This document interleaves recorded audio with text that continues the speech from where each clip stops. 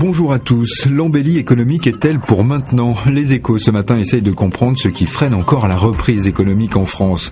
Beaucoup d'indicateurs pourtant sont encourageants, explique le journal, comme la hausse de la consommation des ménages ou encore la reprise dans le secteur de l'automobile. Mais si les marges des industriels se redressent, ces derniers restent encore très frileux pour investir. Toute la question des prochains mois sera de savoir si la hausse de la consommation va se traduire dans les chiffres de production, analyse Le Quotidien.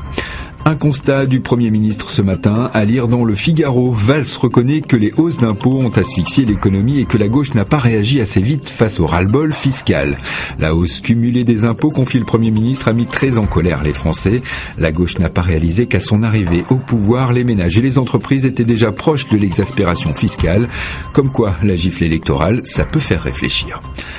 Un palmarès à découvrir dans Aujourd'hui en France ce matin, les 50 meilleurs lycées de France. Un classement qui dément une équation qui considère comme intangible qu'éducation nationale plus quartier défavorisé égale échec scolaire. Le lycée Paul-Éluard de Saint-Denis en est l'illustre exemple, premier de la classe, et c'est un immense motif d'espoir, explique le journal, pour l'enseignement public et un exemple à suivre. La recette de cet établissement, des enseignants impliqués et une discipline rigoureuse qui a permis à de nombreux élèves de progresser ici plus qu'ailleurs.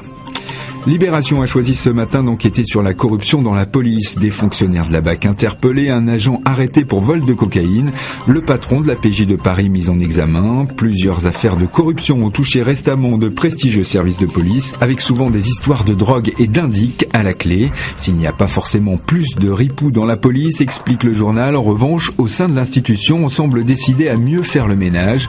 Le journal qui conclut son enquête par le portrait de la nouvelle directrice de l'IGPN. Elle incarne depuis 2012 le nouveau visage de la police des polices, autoritaire et intransigeant.